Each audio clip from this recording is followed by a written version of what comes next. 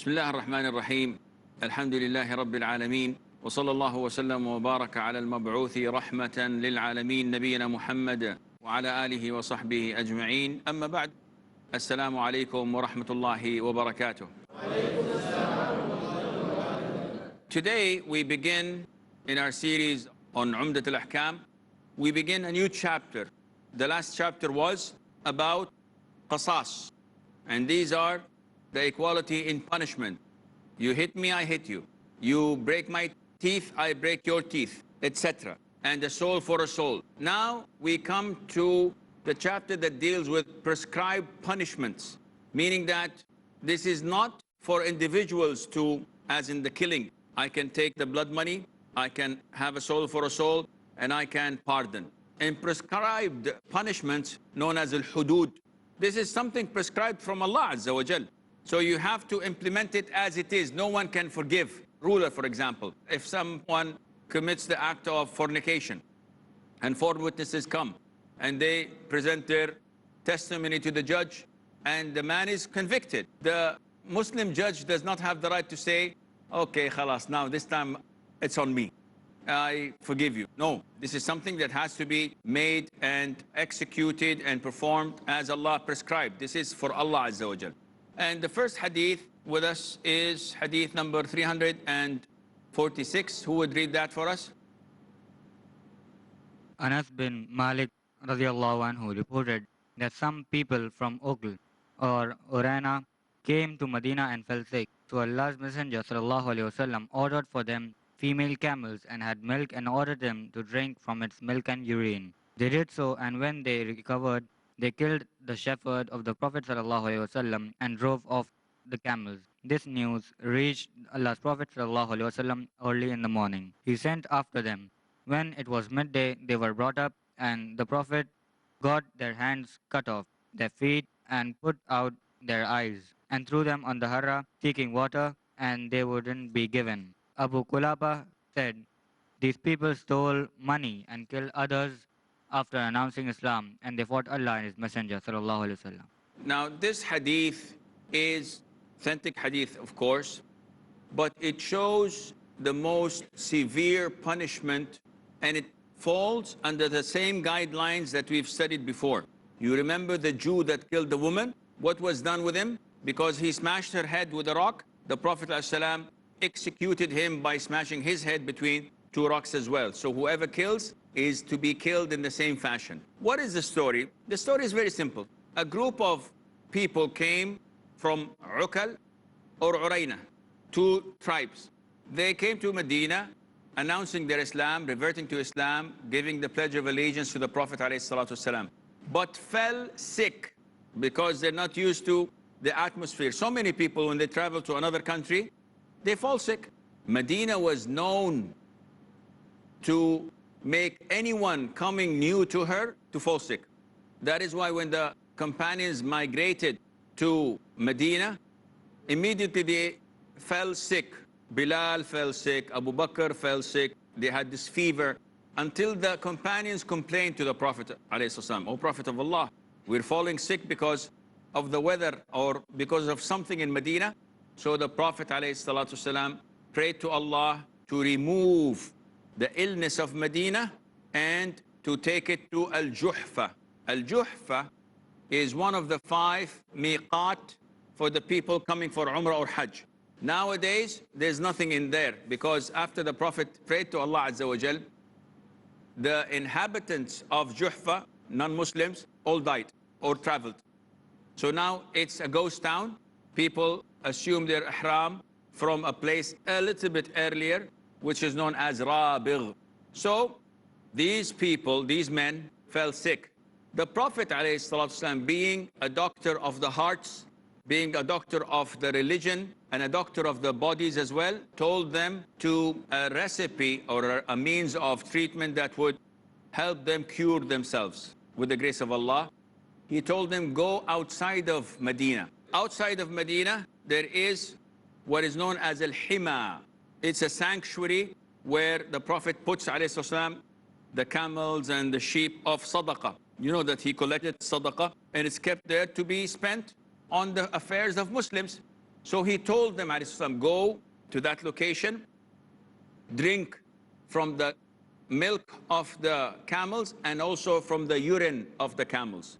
And the urine, by the way, of any animal that we can consume is pure.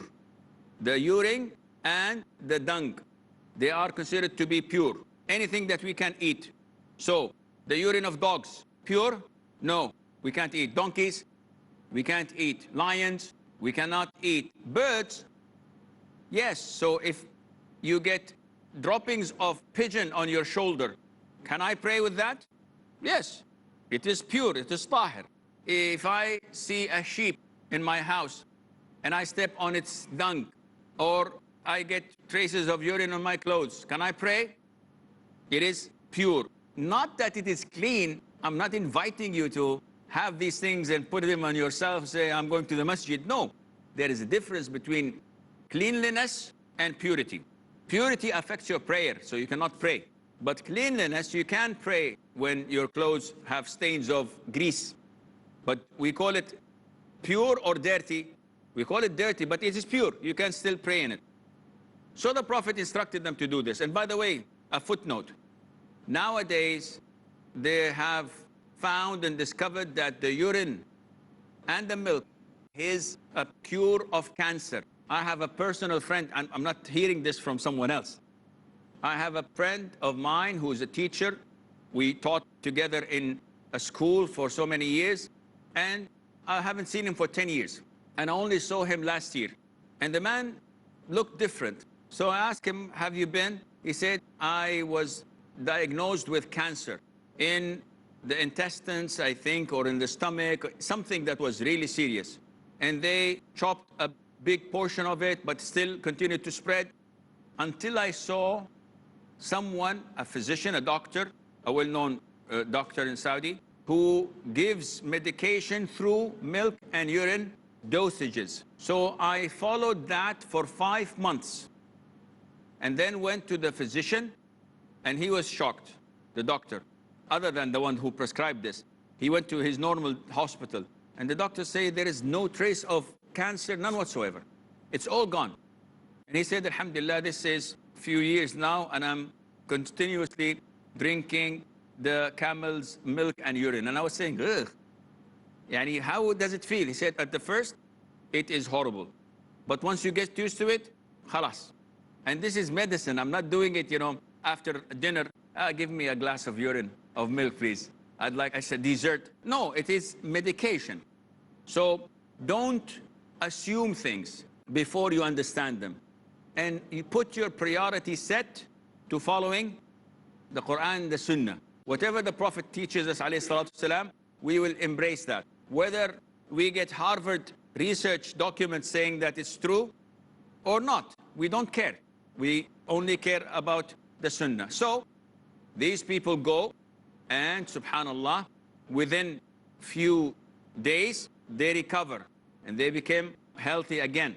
Instead of being grateful and thankful to Allah, what did they do? In one narration, they killed the shepherd's wife, and they took the shepherd himself, tortured him by chopping his hand and foot and bringing iron nails, heating it until it's red, and then they put a circle around his eyes, which makes the eye blind because of this heating. And then after this torture, they left him on al-harra. What is al-harra, which mentioned in the hadith? It's the black stones of Medina, the volcanic black stones of Medina. So it's black, it's hot, and they left him to die. When the Prophet ﷺ heard of this, he sent someone after them, and with the grace of Allah, they caught them because they took the camels of the sadaqah and fled. But the warriors of Allah managed to capture them, and they were brought to the Prophet ﷺ. What did the Prophet do, sallallahu alaihi wasallam? He punished them with the highest punishment in Islam, which is known as Haddul Hirabah. It is the prescribed punishment for attacking and being a bandit. When a bandit intercepts travelers and peoples, and he takes their money and he kills them and he loot what they have. This is their punishment, as mentioned in chapter 5, Surah Al-Ma'idah, that the punishment of such people who fight Allah and the Messenger ﷺ, and who terrorize people is that their hands and feet would be chopped, amputated from different sides. So right hand with the left foot. And that they will be crucified, put on the cross, and killed, or kicked out of the country altogether. Any of these, this is all dependent on the ruler's judgment. So the Prophet ﷺ, when he was brought up with these bandits who rejected Islam, who were not grateful to the Prophet's generosity, and who killed the shepherd and tortured him in this fashion, the Prophet ﷺ ordered that they would be treated in the same fashion. Is this fairness or not? Nowadays, unfortunately, you can see this in Muslim world. When the Islamic law is implemented, when the Sharia, which everybody is scared of, the non-Muslims, when you say implementing Sharia, they know that this goes against their systems. That's why they're terrified of it. But look at it realistically. Look at a country like the United States of America and how many millions they have in their prisons. And look at a country such as Saudi Arabia and how many hundreds they have in their prisons. Why?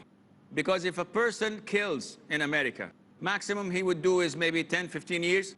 Some of them get out of prison in 7 years after manslaughter, after killing someone deliberately. But if he's behaving well, if he works in the library, if he cleans the floors, they'll give him good behavior, 7 years.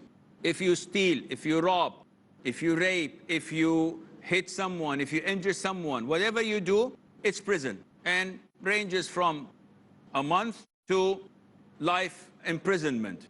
This is one example. We have a short break. Stay tuned, and inshallah, we'll be right back. Assalamu alaikum and welcome back. So, in the United States of America, you find people incarcerated. You find prisons, jails, and I'm talking literally millions, more than 1 million prisoners on the American soil. When you compare it to a country that implements Islamic law, no one would dare to steal. Why? Because he knows the punishment is losing your right hand. No one would kill unless he is or he has reached the utmost level of rage and anger, and he knows that he will be punished for that. That is why we have so less crimes, alhamdulillah, with the grace of Allah, than the Western civilizations. And if those non-Muslims, disbelievers, would apply the Sharia law, they would have 0 crime rate, or at least way beyond what they are thinking. Because what makes a person commit a crime? We have a saying that whoever is in safety and security from punishment, he will misbehave. When I know that in class, if I stand up and I throw a paper on the teacher, if I know that nothing will happen, what do you expect the students to do? This is the norm. But when they know that if someone does this, he will be expelled, or he will be in detention for a week, or he will have to do this or that, the students will think twice whenever there's the appropriate punishment. And in Islam, these punishments are governed and they are restricted to a certain law that is neither too soft nor too harsh. And that is why Allah says in the Quran, وَلَكُمْ فِي الْقِصَاصِ حَيَاتٌ يَا أُولِي الْأَلْبَابِ. This is strange. The ayah translates to, O you who have brains and intellect to think with, you have life in equal punishment. Meaning killing a free man for a free man, a slave for a slave, a woman for a woman. This execution, this equal punishment results in life. So one would say, how can I execute someone and life results from that. It's very easy. If you don't execute the murderer who deliberately killed an innocent person, if you do not execute him, then you are encouraging others to follow suit. But once you execute one person in front of the whole community, he killed someone and that is why we're killing him, then you have 100 wannabe killers rejecting this idea because I don't want to die. Yes, I'd like to kill, but if this is going to cause me to lose my life, it's not worth it. So life results from such prescribed punishment. Security results from such prescribed punishment. In this hadith, the Prophet ﷺ ordered the murderers to be treated in the same fashion. So their hands, right hands were chopped, their feet were chopped. They're also made to lose their eyes with the same fashion, and then left in al-harra for dead, thirsty, not being given water until they died, exactly as they have done with the shepherd. Okay, so do we have any questions? Yes. My question is regarding the hadith in which the Prophet ﷺ said that one of his companions, he was fighting very bravely. So the Prophet ﷺ said that he is in hell when the other companions praised him. So can this be, means other people might say that, you know, this hadith, the Prophet ﷺ prophesied kind of. So they might say that the Prophet ﷺ knew the future. So can you answer that, please? First of all, the Prophet ﷺ, like any other person on earth, like the angels, like everyone other than Allah, does not know the unseen, the future, the ghaib. And this is mentioned clearly in Surah An-Naml, that no one knows the unseen in the heavens and the earth except Allah. And also it is mentioned in the Quran that in Surah Al-Imran, chapter 3, that only Allah Azza wa Jal shows whom He wishes about certain things in the unseen. So such prophecies are natural for a prophet, sallallahu alayhi wasallam. Yet him himself, alayhi salatu, declared, as mentioned in Surah Al-Jinn, that I do not know the unseen. And if I were to know the unseen, I would have chosen something that would befit me, that's good for me. So no one knows the unseen except those prophets or angels that Allah Azza wa Jal shows them. Not that they know the unseen forever. Only specific incidents, Allah tells them that this would happen. Any more questions? There's a hadith in which the Prophet ﷺ said, if I'm right, it's a Sahih hadith, in which the companions of the Prophet ﷺ, they were asking that they were going to conduct a night raid on one of the enemy tribes. So they asked the Prophet about killing the women and children. So the Prophet ﷺ said that even the women and the children are part of them. That is, they are mushrikeen. So does this implicate that the Prophet ﷺ was saying that kill them? There is no such a hadith to my recollection. Maybe you've got it mixed up with another hadith when the Prophet said alayhi salatu wasalam, that there will be an army coming to attack Al-Kaaba, and then Allah Azza wa Jal would make the land slide and they will be swallowed by earth. So Aisha, may Allah be pleased with her, asked him, O Prophet of Allah, what about the children and the women? And the Prophet said alayhi salatu wasalam, that they will be resurrected on the Day of Judgment in accordance to their niyyah, their intention. So this is a hadith I know. And also in another hadith, what about those who were serving, those who were cooking, who did not have anything to do with the killing or the attack? The Prophet said they will be resurrected in accordance to their intention. For the hadith you're quoting, I do not know it. That the Prophet said that the women and the children are considered part of them. To my knowledge, it's not a hadith. However, the ruling applies when a fight or a war is taking place. So if they attack our cities and they bomb our cities, and as a retaliation, the Muslim army has to bomb and conquer their cities. But by bombing their cities, casualties must result. Children, women, those were unintentional. So they fall under the category of the collateral damage. This was not intended. This is different than someone going into a mall or into a restaurant or boarding a bus or a plane and blowing himself, killing tens and hundreds of civilians who had nothing to do against Islam or to fight Islam. This is completely different. Sheikh, this question is regarding to the previous episodes wherein you said कि a pregnant woman cannot get married. Yes. In this case, the scenario was कि if a boy and a girl, they accept that they had committed fornication and now the girl is pregnant. And in this case, he cannot get married. The first of all, the thing is to do is he should repent. The both of them should repent and she should deliver the child. True.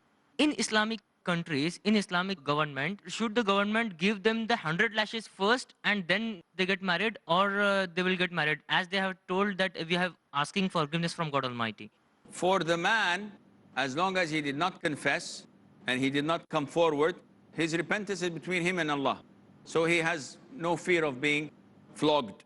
As for the girl, because she has something that cannot be resulted except through fornication.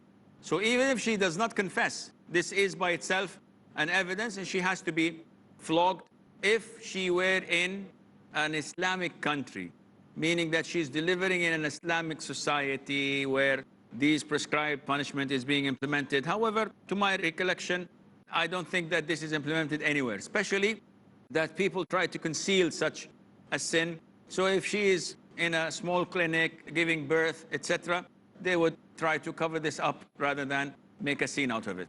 Question is that if a victim is thrown into the river, if a victim is thrown into a river and he dies, so in the Islamic country does the same to a murderer, but he escapes. So does he have to be killed again or have to be left? He was thrown into a river, okay? And he died. So in an Islamic state, the judge does the same to the murderer, but he escapes. So does he has to be killed or left? So this question, in short, a man drowns a person to death. The murderer is caught, the judge orders him to be drowned. And he's thrown into the same river, but the man is a good swimmer and he runs away. So, khalas, it's done? No, the judge has to capture him again and then take him to a swimming pool maybe, so that he would not be able to run away. He has to be executed. Running away from the punishment does not mean that, oh, alhamdulillah, you win. No, you have to be executed for your crime. This is all the time we have. Until we meet next time, fi amanillah. Wassalamu alaikum wa rahmatullahi wa barakatuh.